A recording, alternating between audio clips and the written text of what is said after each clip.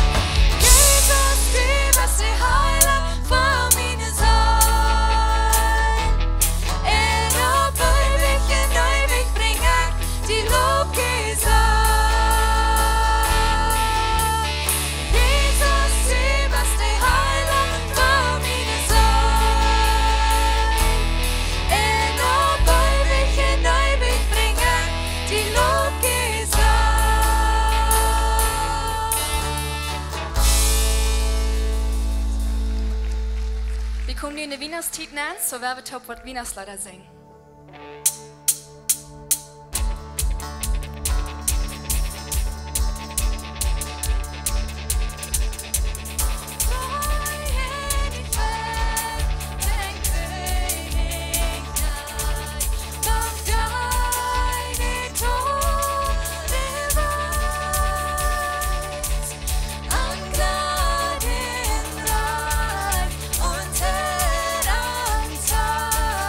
Ter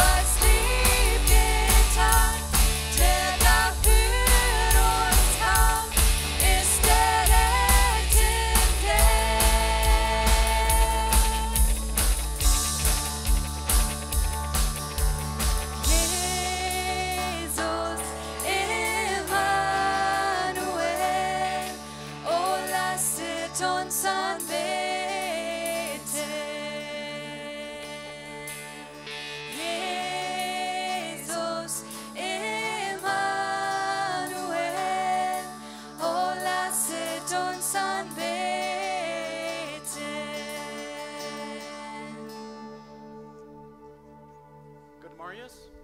Wir wollen durch das nächste Leute dort abversammeln und ich will Ihnen bloß ein sehr Dankeschön sagen für so fern uns die gegeben haben, für den Sinn, was wir uns dankbar hatten.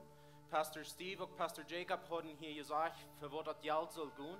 Dort, wir reden von der Audio-Bibel ab den Abnabdown, $5.000. Kameras kaufen hier für die Kirche, da wir noch einmal drei. In die Kirche-Office fielden some finishes to down und dort sind, was sind natürlich noch einmal bin 8, was durchführen down. Und wieder 180, wo wir mit einer Base haben, für kaufen. Und da wir noch einmal $8.000. Und dort Geld, das alle top gekommen, die Projekte waren alle gut fertig zu machen. Und dann wird noch ein bisschen überbleiben. Tom wieder, wenn ich Kirche wusste das. Und ich will bloß sehr dankschön sein für das. Ich würde ihn anladen, wenn wir wieder milljährig sein in Jeven. Und ich will beten für das Geld, was hier in der Haupt kommt. Vor dem Himmel, Dankeschön für diese Versammlung. Dankeschön für das, was du Jeven da. Und ich freue und sehen über das Geld, was du gegeben hast. Ich bete, dass das eine Inversion in deinen Recht sein. Und dass du wirst verherrlicht werden dadurch. In Jesus' Namen. Amen.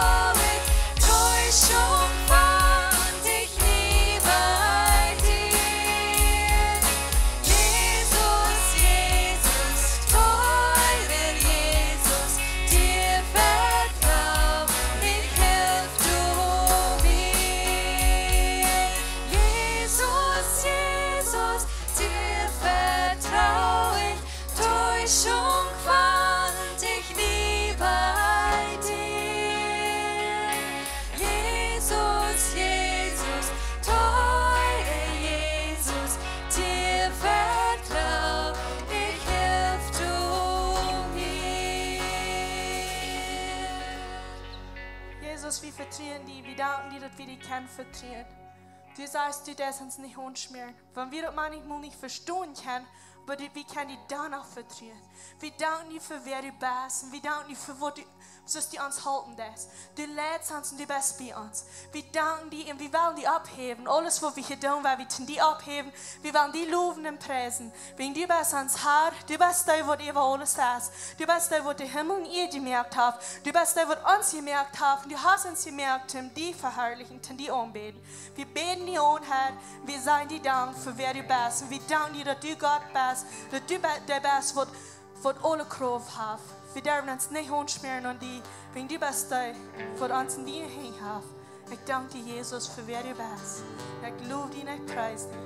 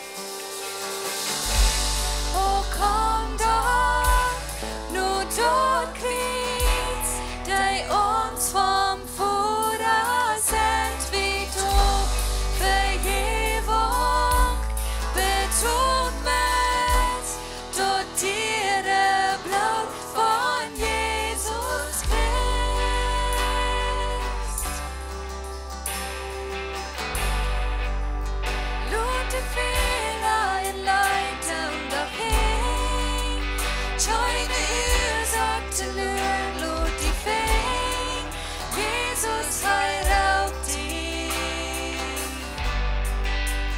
Bring die Krühe für Tisch, dort für Fred, vom Verdorben Leben gelebt, Jesus heiraut dich. Oh, komm doch, nur du kriegst, dei uns vom Bruder sind wie du, Vergebung betut wirst, dort ihre Blut von Jesus Christ. Oh, komm doch, nur du kriegst, dei uns vom Bruder sind wie du, Vergebung betut wirst, dort ihre Blut von Jesus Christ.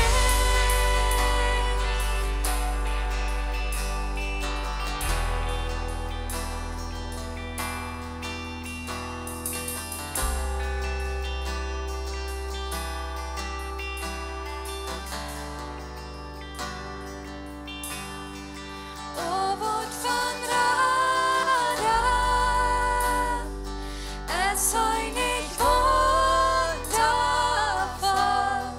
Sing Halleluja, Jesus stund dort. Wie die du verarmt, wen es hat überall. Sing Halleluja, Jesus stund dort. O Wort von Rada, es sei nicht wundervoll. Sing Halleluja, Jesus stund dort. Wie die du verarmt, wen es hat überall. Sing Halleluja, Jesus stund dort.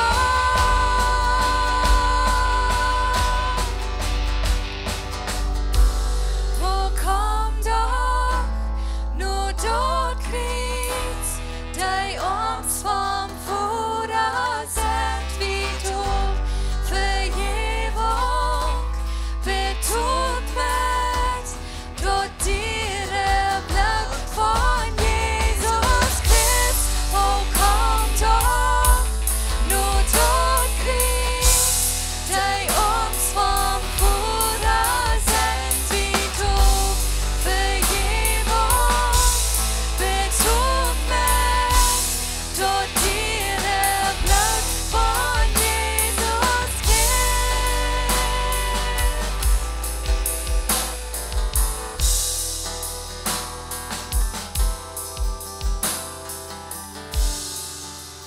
Der du kriegst, wird's die Wachs für die Kraut. Sei die Welt von den Schutz vor die Fuß.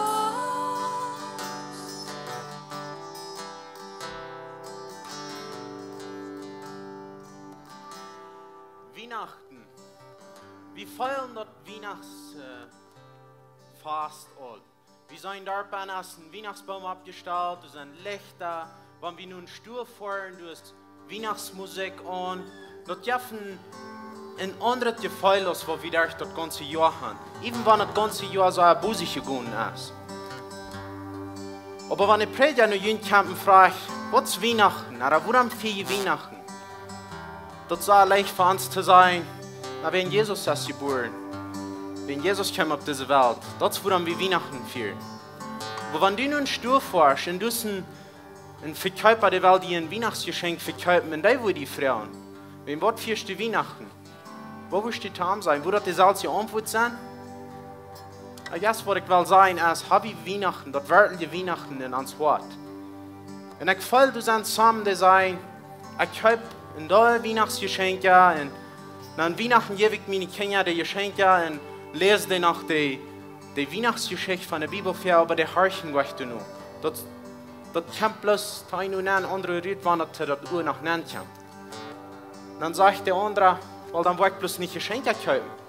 Wenn die Geschenke verdorben, das ganze Weihnachtsfest. Und dann sind sie ohne Geschenke Weihnachtsmorgens durch, dann lesen sie die Weihnachtsgeschichte für. Und das kommt nicht mal ein Uhr an. Die sind traurig, dass sie wollten, dass die ganze Welt die hat Geschenke in Mami und Daddy haben mir keine Geschenke gekauft. So was ist die Balance dazwischen? Und ich glaube, wo kann ich meine Kinder dort lernen? Von klein an, ich habe ganz kleine Kinder. Und ich dachte, wir werden ein Weihnachtsgeschenk kaufen, wann wir können. Dann werden wir unsere Kinder dort geben, dann werden wir sagen, hier ist ein Geschenk, aber warum ich dir das Geschenk gebe, dort ist? Wenn Daddy, der hat ewig Leben gekriegt, durch was Weihnachten mal passiert ist. In Jerusalem war ein kleiner Jesus geboren. Und dort wir Port von den großen Plunen, was wird, und dort auch können gerat sein. Und die wollen die dort feiern können. Die Freude, was in denen hat, erst wenn die Antwort was vertrauen.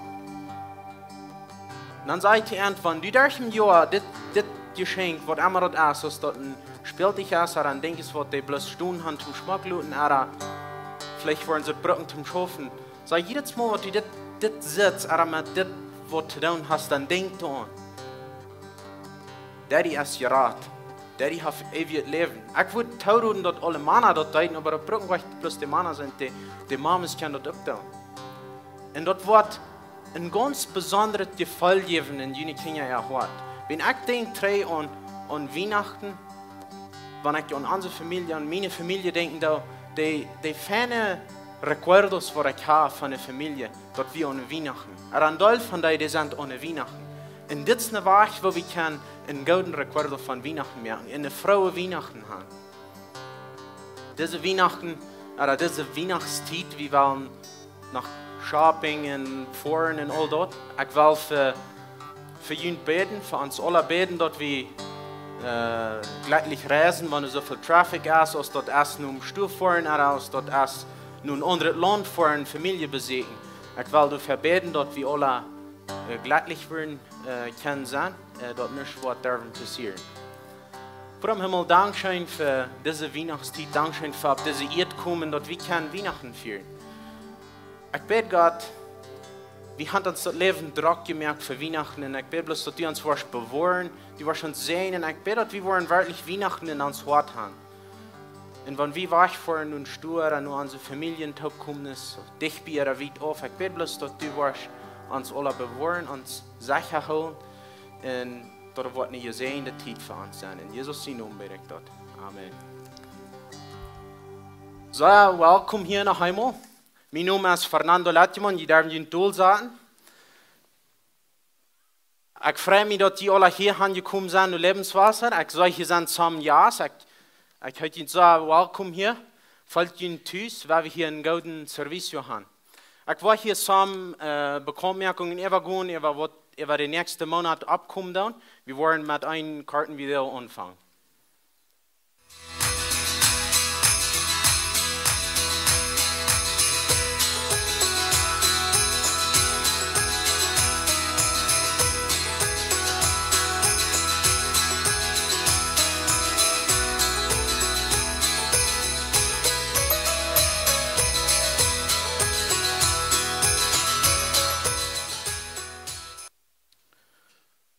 Jugend, das ist verjüngt, der 17. Dezember in Weihnachtsofen verjüngt. Misst dort nicht, dass Glock saß, sowas, kommt du han. Jünd wird dort nicht leid sein, dass du sind gewas. Schein, lud an alle Frühes, für auch in Weihnachtsofen, das ist der 11. Dezember, dort wird morgen am Werk wieder sein. Lud all jene Freunde an und kommt du han. Du wird scheinet eten sein, du wird eine gute Weihnachtsbotschaft sein, fandet Musik. Und dort bei den Infodash, du hast seine kleine Quartjes kann durch zur Absigning, dass sie kann dort reich planen mit Eten und alles, was du tust. Dezember wir waren hier in so gute Servicios und sind nach Smars haben. Wir waren Weihnachtsmusik spielen, da waren some Weihnachtslieder gesungen worden. Ich würde ihn anladen, laut diese Sendung in Dezember nicht durchgehen, kommt jeder sind nach 3, klockt 34 hier so bei der Kirche. Und der 25. dort Weihnachten Smars, dann waren wir hier in Servicio haben. Ich weiß, dort erst ein Drackertag für viele, die Familientaup kommen haben. Aber plant das so, dass die hier können sein für einen schönen Weihnachts-Smars hier bei der Kirche. Und zuletzt will ich sagen, ein sehr Dankeschön für vielen Sonntag. Wir hatten uns Dankfast hier. Wir hatten den größten Servicio ever hier in der Kirche. Wir hatten 698 Menschen. Dort ist der größte Servicio, die meisten Menschen, die wir hier auf einmal gehört haben. Und wir hatten hier Eten. Dort hat sehr viel geschafft. Ich will ein Dankeschön sagen an all die kleinen Gruppen, die übernehmen sich das größte Part von das Eten. Und wenn es wieder alle taub ist, dort hat sehr viel geschafft und sehr viel mal Dankeschön. Die kleinen Gruppen, hier ist eine Gelegenheit, so ist dort ein Dein wie für die Kirche, kann wir dort über Weihnachten auch tun.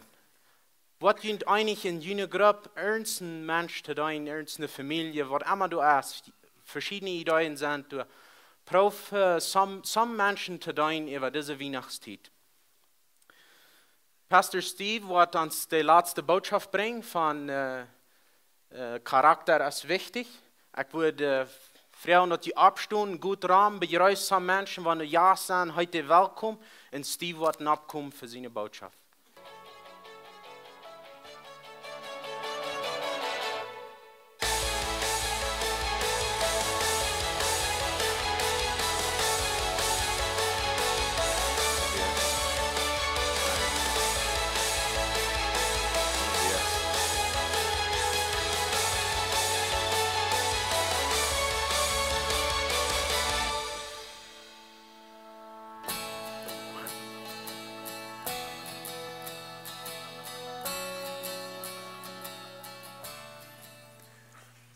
Marius, wat deed het?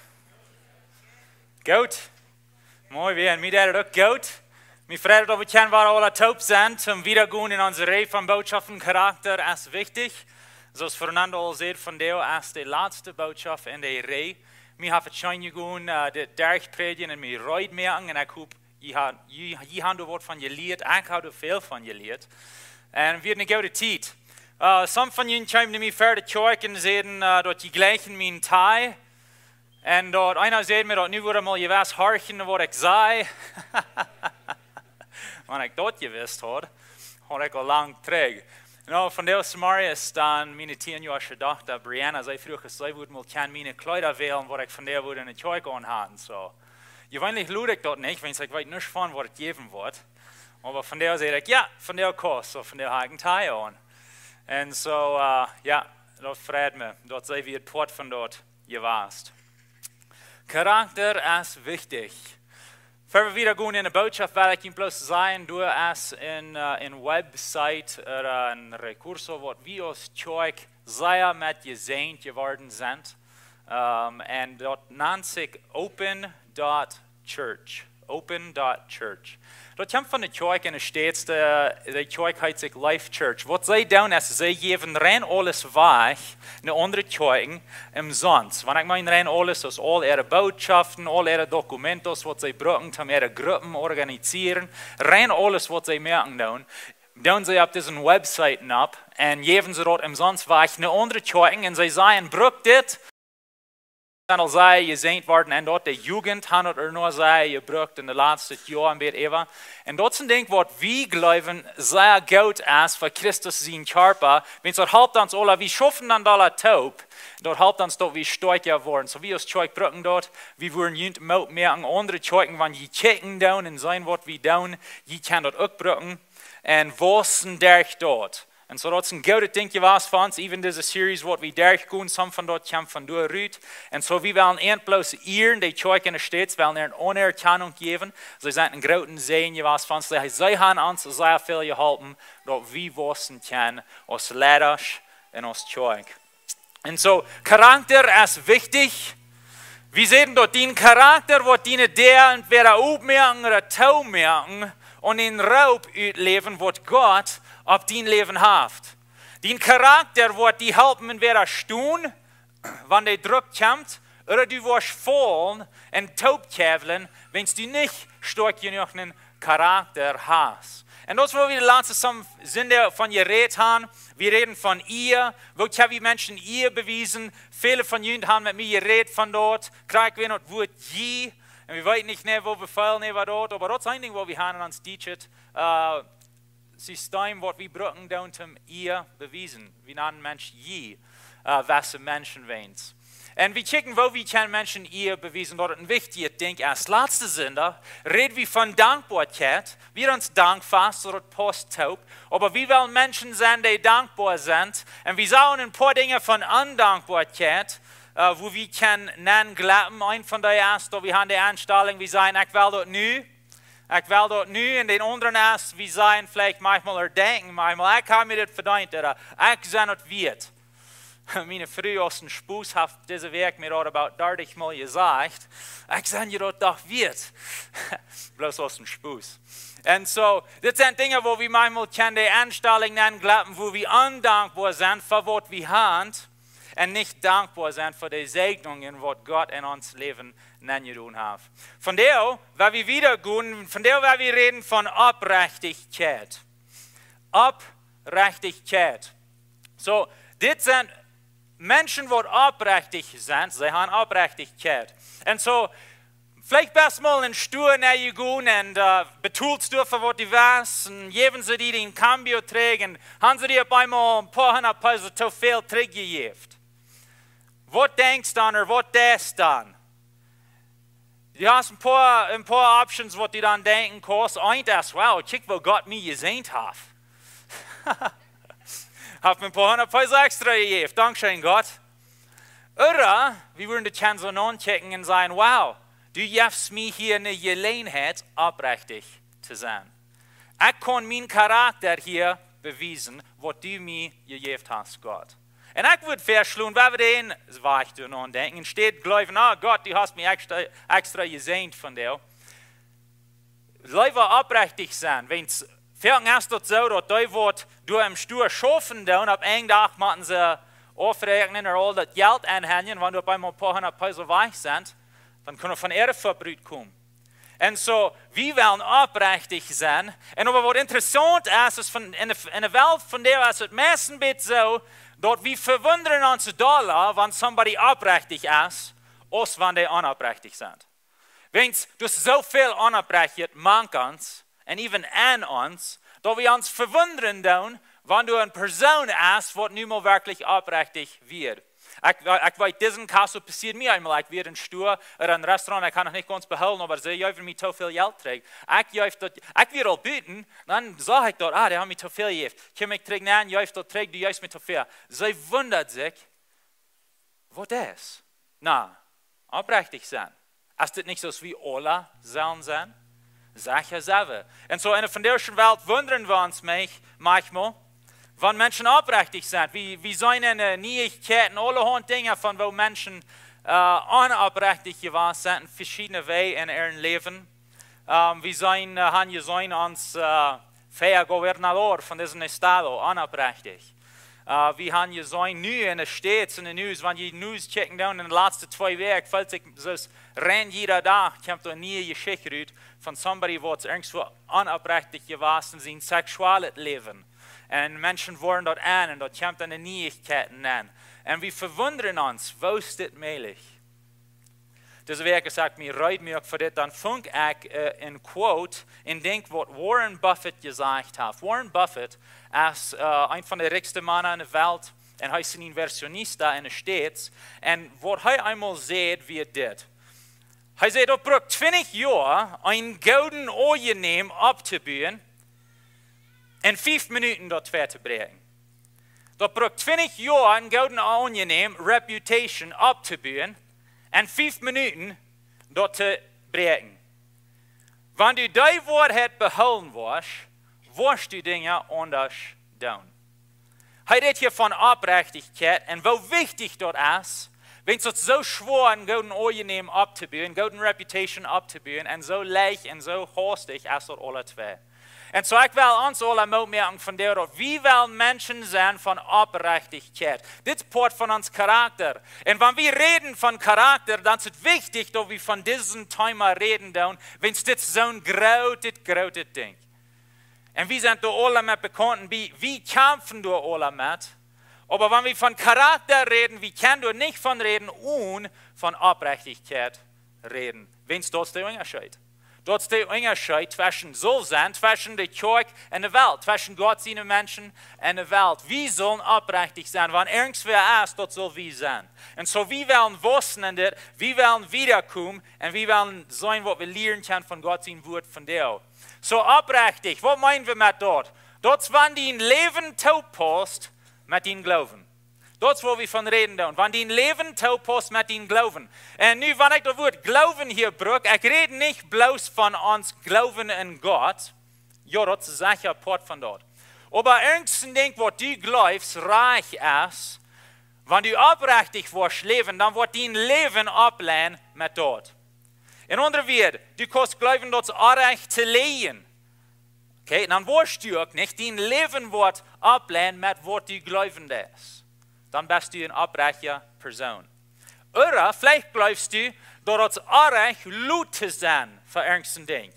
No, wir können nicht laut sein, wir müssen und Zeit sein. Das ist ein Ding, was ich glaube, das ist mir wichtig. Okay, wenn dein Leben dann ablehnt mit dort, dann bist du oprechtig. Wenn du aber immer 5, 10, 15 Minuten laut bist, dann bist du unaufrichtig. Wenn du dort sagst, dass du dort glauben ist. Wenn du sagst, ich glaube ein Ding, aber ich lebe ein anderes. So, wenn wir aufrichtig sind, dann leben wir dort, wo wir sein, wo wir glauben.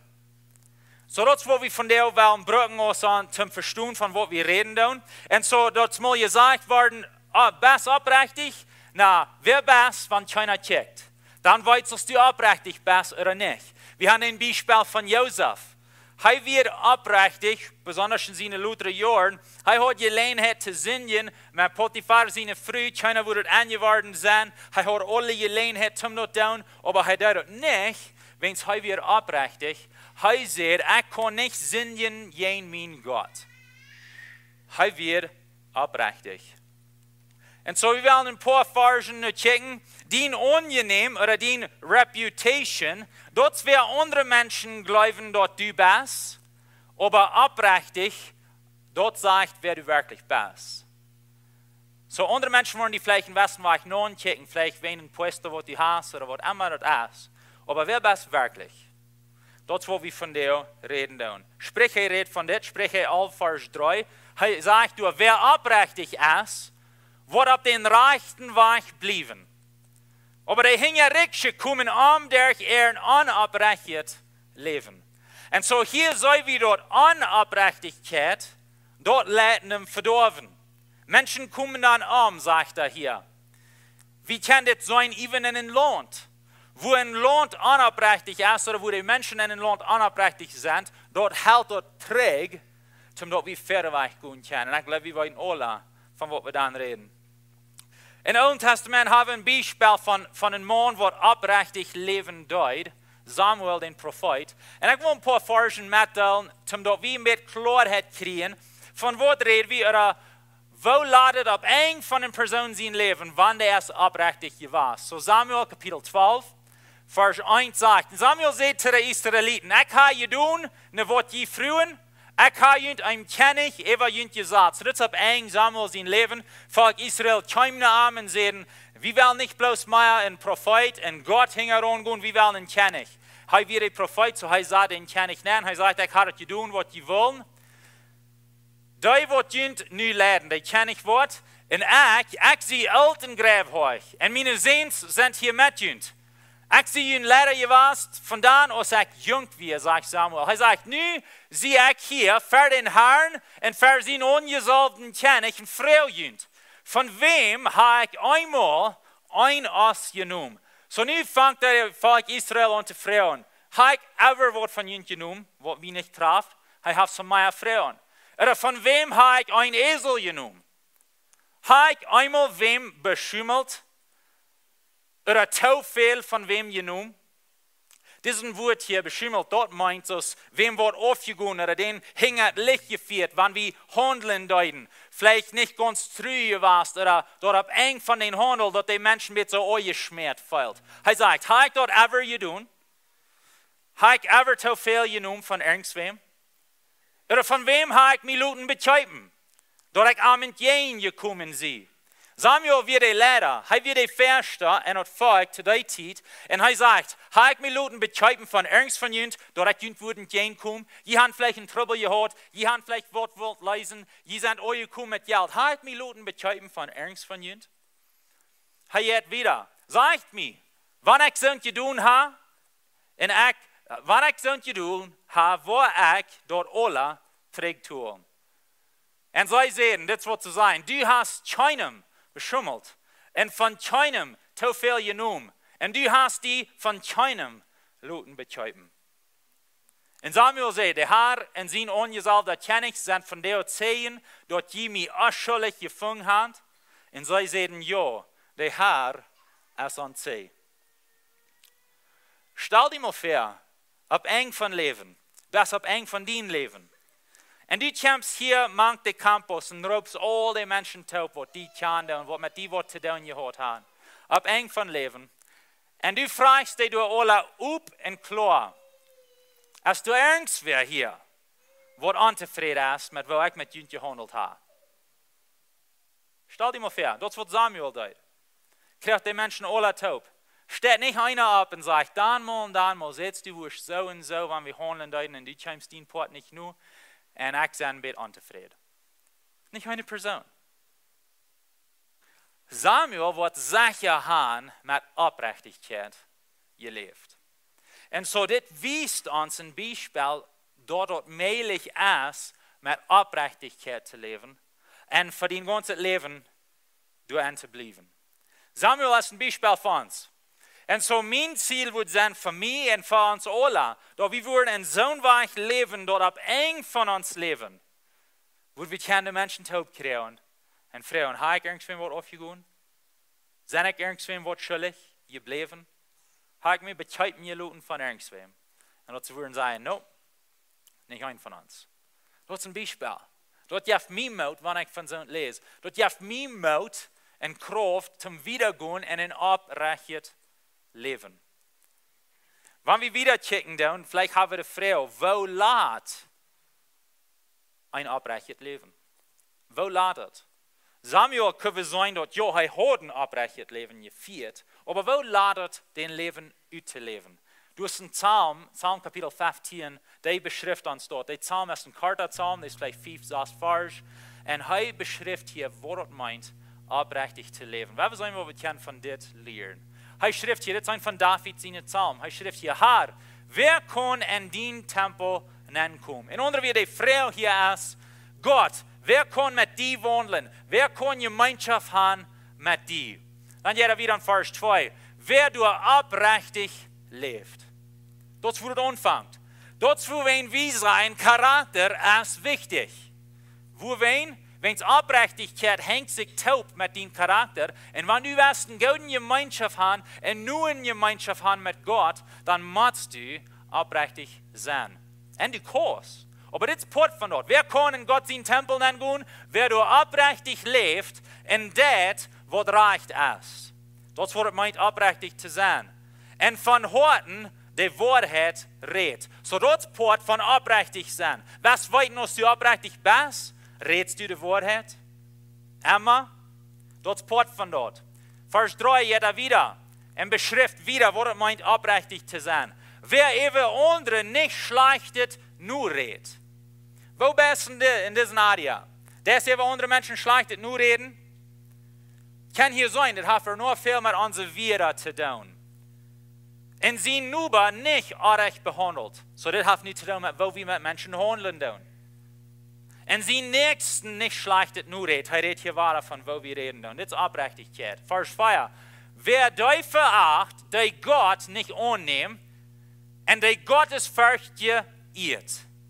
Und so in andere wird, wir wollen Gottesfurchtige Männer ehren, und frühes ehren, und die, wo Gott nicht annehmen, und wo andere Valores haben, und andere Opinionen haben, Die, wo wir nicht auf eine Höhe stehen, hansaten.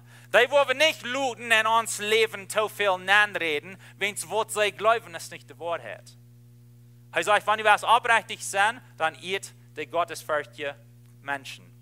Und die du erhält, was er geschworen hat, und don't, was es kostet. In andere Worten, er sagt, eine aufrichtige Person ist eine Person, die, wenn die sagt, ich will das tun, dann das die dort auch, und don't, was es kostet. Das ist für uns im Negozio sehr wichtig. Wenn wir sagen, dass wir wollen ein Ding tun, dann sollen wir das auch tun. Wenn ich weiß, dort kämpft, was mag, vielleicht ist es nicht mal möglich, dass du dort kannst tun.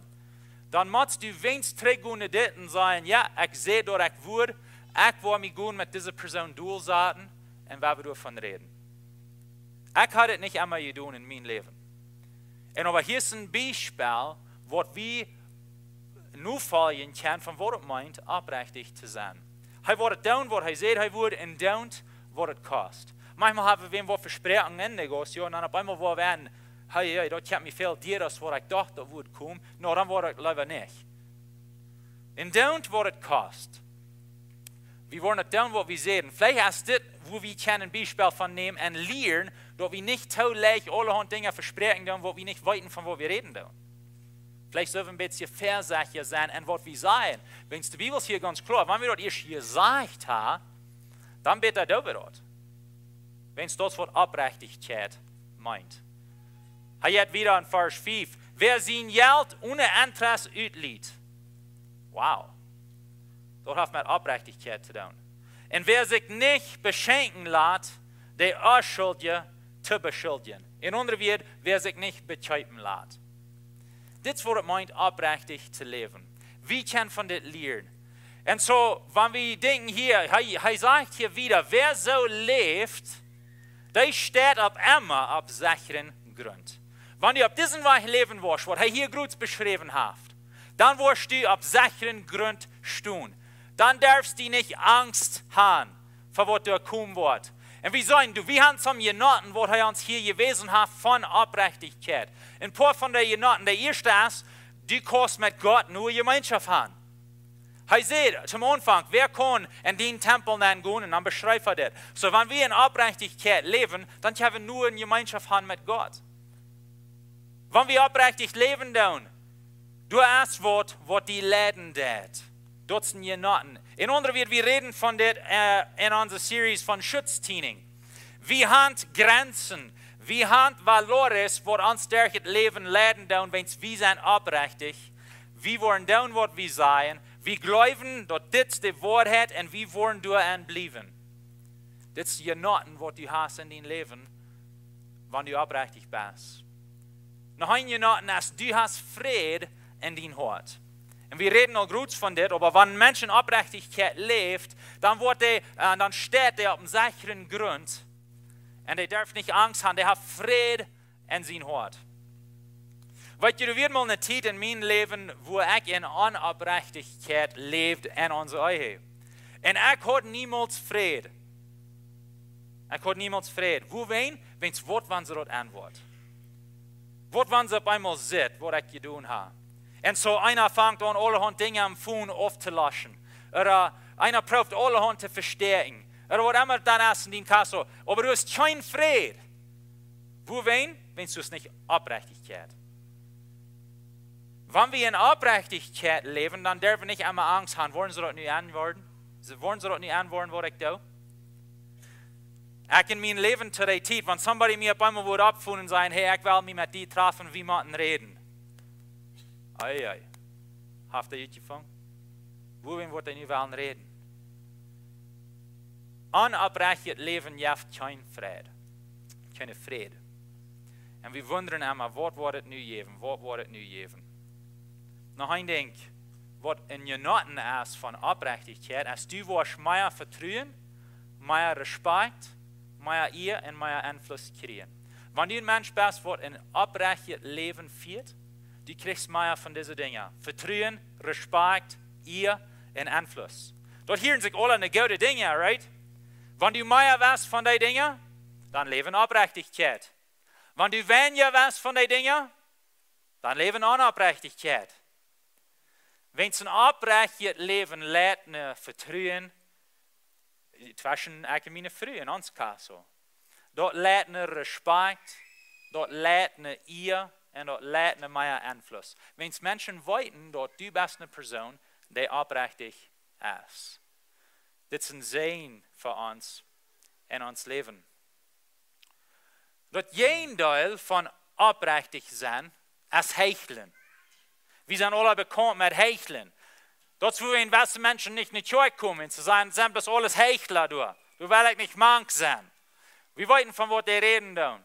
Ein Hechler ist eine Person, die wird verspielen wird, was nicht die Wahrheit ist. Und so, das ist mit so ein Actor, wenn die wird ausspielen, das letzte Sonntag hat wir die Jugend hier buchen, und sie deuten hier ein bisschen Drama aufspielen, und sie deuten sich in Westen bei Horn tragen, und deuten ein Ding verspielen, aber das wird nicht, wer sie wirklich sind. Und so, da wird nicht ein schlechtes Ding, aber wir wissen alle, was hier anging. Aber das ist ein Beispiel von was es meint, zu hecheln. Wenn du ein Hechler bist, dann lebst du so dort. Du dessen was das Bild versaten. Und was handelt Menschen alles gut denken, von wer du bist. Und aber wirklich bist eine ganz andere Person. Hechler bist. Und weißt ihr, was die Wahrheit ist? Wir sind alle ein bisschen Hechler. Das sind Zeiten, wo wir alle ein bisschen hecheln tun. Nu, klaro, das soll nicht unser Stil sein von Leben, aber wenn wir wollen die ganze Wahrheit sein, wir haben alle mal so belebt, wo wir hecheln deuten. Ich habe mal so belebt, ein Beispiel, von dort wird ungefähr 6 Jahre träger so, ich weiß nicht gleich, wann er wird. Aber 6 Jahre träger, dann bin ich auf dem Weg in den Airport, ich hatte einen Business Trip, ich musste nach Kanada fliehen. Und ich war allein, und ich fuhr der Kotemok, und ich fuhr taubusig. Und so, dann kam der Transito und hält mir ab, und kam mit mir reden, und er will mir ein Ticket geben, und er will meine Lizenz wegnehmen. Na, ich bin auf dem Weg nach Kanada, und ich muss mir durch einen Chor rennen, zum direkt durch den Raum fahren, ich muss meine Lizenz haben.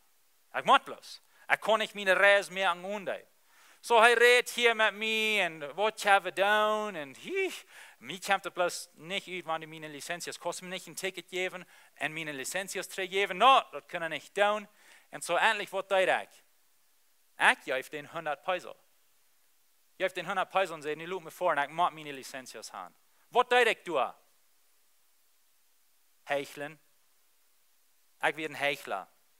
Das ist das einzige Mal in meinem ganzen Leben, wo ich einen Transito bekauft habe, und ich deut, ich sage die Wahrheit, und das wird hecheln. Das ist von wo wir reden, das ist nicht mein Glauben. Das ist nicht, wo ich glaube. Ich würde sagen, das ist artig, und dann gehe ich in dort. Das ist hecheln. Und ein Ding, was ich will haben, dass wir alle mit klar sind, dass wir vielleicht sagen, ach ja, nicht besser geglaubt, hoffentlich schafft. Nee, weißt du, was Gott glaubt, der was sagt? Gott hasst hecheln. Was mal so ein Titen, die Leben nachgekommen oder mit einem wassen Mensch geschafft, und der Mensch, der ist bloß so schwer mit der Länge zu kommen. Und jeder denkt, was der dat, und jeder Wort, was der sagt, kriegt die bloß unter der Hüt, und die kannst bloß meist nicht vertrauen. Weißt du, von wo ich rede? Vielleicht ein kleiner Bruder. Ich hatte ja einen kleinen Bruder, so das sagt ihn vielleicht, weil mein älterer Bruder über mich fallen hat. Aber wir wissen, von wo ich rede. Weil Jesus hat auch so eine Gefeile. Er hat nicht Sinn und dort, aber er hat gleich so eine Gefeile. Du hast ein Forschen in der Bibel, wo Jesus, du wirst eine weiße Sorte Menschen, wo er bloß nicht vertrauen kann. Wenn die rumwirren und die Dinge, was zu deuten, hey, am Kerk das immer, wenn die Menschen durchschwirren. Weißt du, wer das wird? Der Hechler. Matthäus Kapitel 23, Vers 25 sagt, Jesus redet hier und er sagt, wei, Jünd, Schriftgelehrte und Pharisäer, je Hechler. Und was er das sieht, das ist nicht, dass er durch Saten deut, Fan und wei, Jünd, je Pharisäer und je Hechler. Wei, Jünd. Das ist nicht, was er sieht. Ich stelle mir so vor, wei, Jünd, je Pharisäer und je Hechler. Willst je merken, jene Köffelsen Schieven von Büten Krieg rennen, aber was je durch Bannen haben, ha je in jene hier taubt gestohlen. Je merken jene von Büten Fan looten. Je stellen je fan op voor de mensen, kom in de kerk nemen. Stellen je fan op, gaan door fern en reden door je hechler, zegt hij. Ik kon je bloß mes niet verdrehen. Je hechler. Vers 26. Je blinge Pharisäer jeder wieder. Hij is niet tevreden met een bloß hechler aan. Je blinge Pharisäer, merkt je kuffels en schieven van binnen moet je was rein. Dan worden die van buiten ook rein zijn. Dit is een zeer wichtig ding wat Jezus ons hier leert. Opprechtichkjeit vangt binnen aan, niet buiten. Opprechtichkjeit vangt in die hart aan, niet buiten. En zo wanneer God ons veranderen deed en hij ons niet het leven geeft, dat vangt van binnen aan en werkt dan naar buiten gaan. Jezus zegt hier, wanneer je worden mal rein zijn van binnen, wanneer je worden oprechtig zijn van binnen, dan wordt het buiten ook rein zijn. Wenn es wat aan die is, dat is wat eruit scheelt. Aber je proben je hier fijn op te stromen en op te schmanken van buiten, je zijn hechler, wenn es binnen zit alle gries. Wie willen oprechtig zijn? Hij zegt hier wieder, zo laat het junt van buiten als gerechte Menschen, aber von binnen zijn je gesatzlose hechler. Strenge weer. Dit zijn de weer wat Jezus heeft voor hechler. Wie willen van dit leren? Wie willen niet hechler zijn? En zo ik heb een vraag voor die van jou. Hoeveel is die oprechtigheid die wird? Hoeveel is die dat wird? Jeder einer von jullie vrouw die zelfs deze vrouw. Hoeveel is die oprechtigheid die wird? Als ik door een stad weer en die transito mij abholen deed, mij wird het sure niet zoveel wird mijn oprechtigheid. Der wil me bij trouble geven. Ik wil me vielleicht nog maanden door naar de transito's voor en mijn licenties van doorholen en ik wil me nog een beetje tijd verspelen en het komt me niet zo recht uit en ik wil dat niet. Dat is wat mijn oprechtigheid mij wird in dag. Hoeveel stine die wird? Hast mal je leeuwen, vielleicht kriegst du eine neue Arbeit und mulst vielleicht ein bisschen fan het Bild fair, zodat die worst die Arbeit kriegen. Hoeveel stine je die oprechtigkeit die wird? Vielleicht bist du noch in der Schule und du wirst einen gouden Nummer haben auf den Test und hast die vielleicht nicht gut genug gemerkt und kickst ein bisschen nach den nächsten sehen, was du abgeschrieben hast und forschst ein bisschen mit. Nimmst du seine Antworten, dass du auf dienen ab. Wofür ist deine Oprechtigkeit die wird? Vielleicht bist du in El Paso gefahren, viele von uns waren in dieser nächsten Zeit, viele sind von der all dort. Und kijk uns durch Geld an und da wird auch noch hingere Seiten stoppen und alle wehen, dass Menschen dort nicht sein wollen und wir uns ein paar tausend Peso übersparen und kommen wir träg. Wofür ist deine Oprechtigkeit die wird? Vielleicht bist du mit deiner Familie taub und sagst deine Frau, ja, ich liebe die und du bist alles für mich und dann post du Luther bist an den Computer und kickst alle Dinge an den Phone. Wofür ist deine Oprechtigkeit die wird? Dat is die Frau von uns. Du hast ein Exempel in der Bibel von Hiob und seine Oprechtigkeit, wie am sehr viel wird. Er sagt in Kapitel 27, Vers 5, Solange als ich lebe, blieb ich dort stehen, dort ich war oprechtig sein. Solange als ich lebe. Und dann geht er wieder und sagt, ich war nie nicht meine Gerechtigkeit loslassen. Du sollst kein Tag sein, wenn wohnen mein Hort mich beschuldigt. Er sagt, ich will oprechtig sein. Mein ganzes Leben lang. Ich will nicht abhängig von meinem Leben sein und dann terugkijken een Jahr dag und beschuldigt fallen. Ich will oprechtig bleiben. Dit is een Beispiel en een Exempel von uns. Zum uns Mut merken, so steht zu wohnen, zu leben.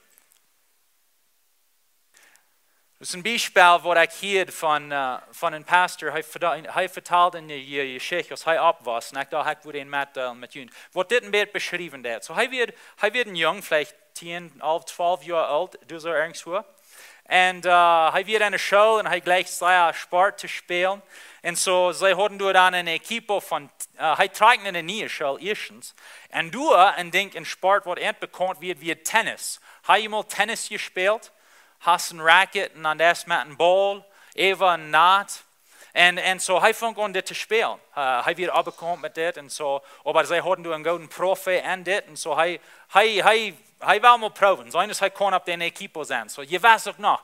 Komt daar en hij merkt den team. En zij nemen hem aan. Hij weer een van de jongeren, maar hij merkt het door aan. Nu kon hij op diesem team zijn.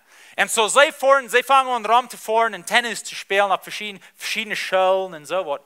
Einmal voeren ze voor gaan, voeren ze een torneo. En hij wordt nu tennis spelen en zij doen en denkt even dag. En dan zoveel vingen ze door naar een stad waar ze minigolf spelen kan. Ik weet niet of je bekend zijn met minigolf, maar een beetje zoals met golf, maar du das niet zo weit auf, du das bloß met die putter en dan doe je den loch proeven en al pas dat jij dat spelen, wanneer je interessiert bent, minigolf. En zo zij krijgen een kleine golfbal en een club en dan gaan ze spelen.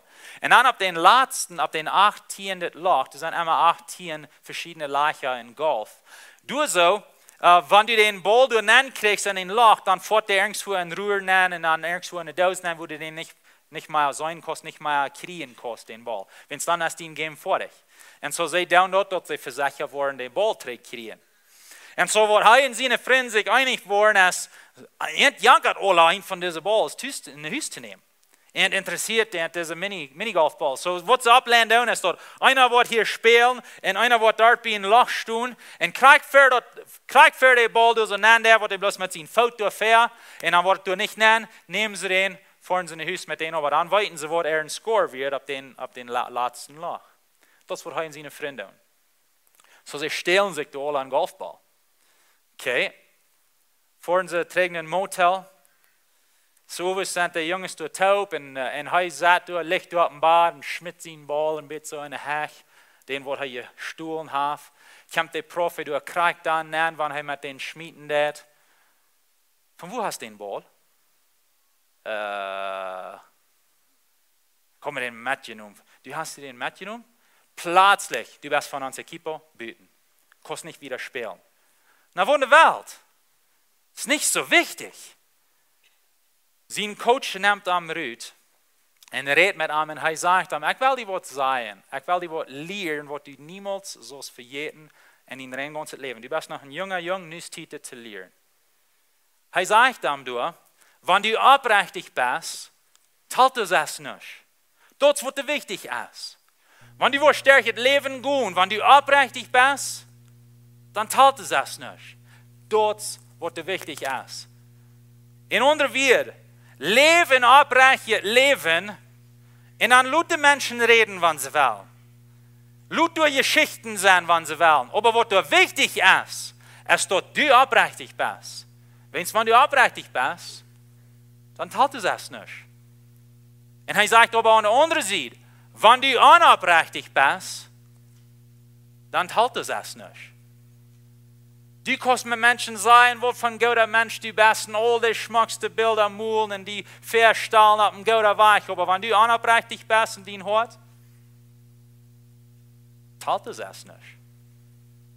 Du bist eine unaufrichtige Person.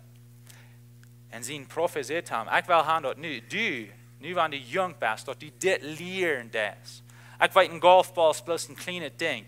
Aber du gut trägst, en du geeft dat terug en du zei den man dat du hast wat gestohlen. Wenn du so von klein an leert, dat ik wil oprechtig zijn en don't word.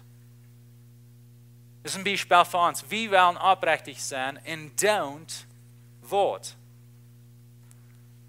Abraham Lincoln, hij werd een president in de States in de jaar 1860, 1861 tot 1865. Hij werd een president en als hij aanvang, hij zei dit. Hij zei, mijn verlangen is dat ik wil zo'n leider zijn, dat wanneer ik een van mijn omzie en dat zich zo rumneemt, dat ik van al mijn vrienden verloren heb, dat ik daarna wil een vriend hebben, mezelf. Hij zei, ik kom naar als president. Mijn verlangen is dat ik wil zo'n president zijn. Dat wanneer ik sterk zie, wanneer ik al mijn vrienden verloren, dat ik daarna een vriend wil hebben en dat is mezelf. Want ik wil oprechtig zijn. Ik wil niet dingen doen waar ik mezelf beschuldig. En beetje als Hiob zegt, hij wil op een van zijn leven zijn en terugkijken en dat hij dan niet een dag weer wordt aan beschuldigen wordt. Das was Abraham Lincoln sagt, als hij nankwam als president in de States. Wenn hij wist, dat wanneer ik oprechtig zie, dan telt es es nicht. Aber wenn ich unaufrichtig zie, dann telt es es nicht. So wichtig, dass wir aufrechte Menschen sind. So vielleicht hast du eine Frau dann. Ich bin nicht aufrichtig gewesen. Was muss ich nicht tun? Was ist die Lösung? Wo kann ich wachsen? Und das erste würde ich sagen, Jesus, das ist wichtig, dass du eine Gemeinschaft, eine persönliche Gemeinschaft hast mit Jesus. Kijk eens Jozef dan mal in het Oude Testament. Hij had gelegenheid te zingen. Hij had gelegenheid met ze te stoppen. Maar hij zei, ik wil het niet doen, want ik kan niet geen mijn God zingen. Vielleicht hast Jesus niemals angenommen. Dort würde steht sein, wo die Kurs anfangen und sagen, Jesus, komm in mein Leben an. Ich merke die Haare über alles in mein Leben. Wie singen dort ihr schon den Leid? Jesus in dein Leben kriegen. Und dann kannst du die umkehren, Büße tun, anfangen, anderen Weg zu gehen. So vielleicht hast du erst diesen Weg gegangen in Opprechtichkjeit, drehst die und jetzt einen anderen Weg in aufrechtes Leben zu führen. Und da wird reich ist. Da wird reich ist. Wenn du nicht weißt, was reich ist, dann Frau und Freund, Frau somebody, Frau in Christ. Was reich zu tun in diesem Kassel? Was soll ich tun? Ich will hier ein aufrechtes Leben führen. Frau,